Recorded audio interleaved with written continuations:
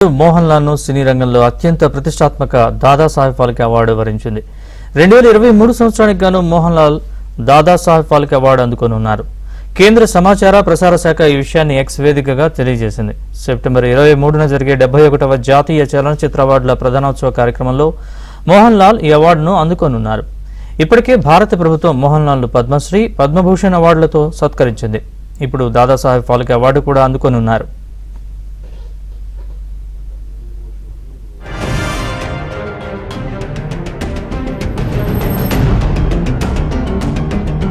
మోహన్ లాల్ ను సినీ రంగంలో అత్యంత ప్రతిష్టాత్మక దాదాసాహెబ్ ఫాల్కే అవార్డు వరించింది.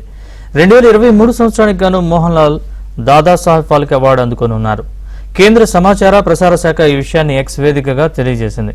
సెప్టెంబర్ 23న జరిగే 71వ జాతీయ చలనచిత్ర అవార్డుల ప్రధానోత్సవ కార్యక్రమంలో మోహన్ లాల్ ఈ అవార్డును అందుకోనున్నారు. ఇప్పటికే భారత ప్రభుత్వం మోహన్ లాల్ ను పద్మశ్రీ, పద్మభూషణ్ అవార్డులతో సత్కరించింది. ఇప్పుడు దాదాసాహెబ్ ఫాల్కే అవార్డు కూడా అందుకోనున్నారు.